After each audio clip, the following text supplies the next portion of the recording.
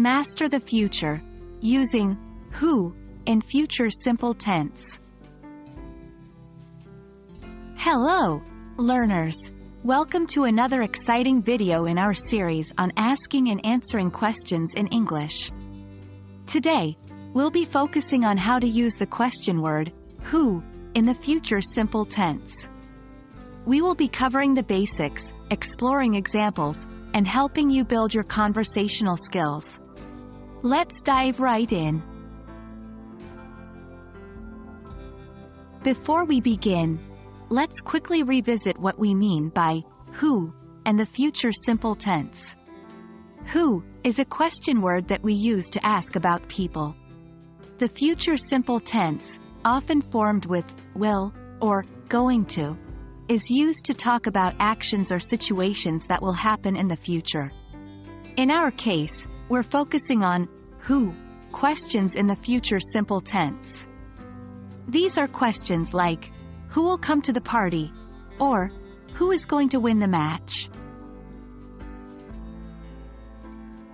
Now, let's learn how to form these questions. Here's the basic structure. Who plus will plus verb, base form, plus rest of the sentence. Who plus is are plus going to plus verb, base form, plus rest of the sentence. It's important to remember that who typically asks about the subject of the sentence, not the object.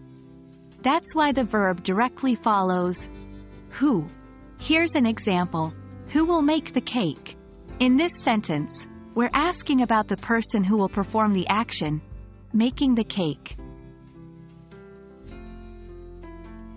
Next up, how do you respond to these questions? In most cases, you answer with the subject of the sentence. Here's an example. Q.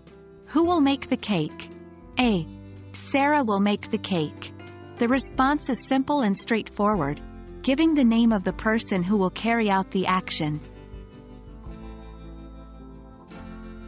To help you internalize what you've learned, let's practice with a few more examples. Q. Who is going to present at the meeting? A. Emily is going to present at the meeting. Q. Who will take care of the dog? A. My brother will take care of the dog. Remember, practice is key when learning a new language. So, make sure to create your own examples, and practice them out loud or write them down. And there you have it. We've covered the essentials of using who in the future simple tense. With this knowledge, you can ask about future actions involving people more confidently. Remember to practice regularly, and don't be afraid to ask questions.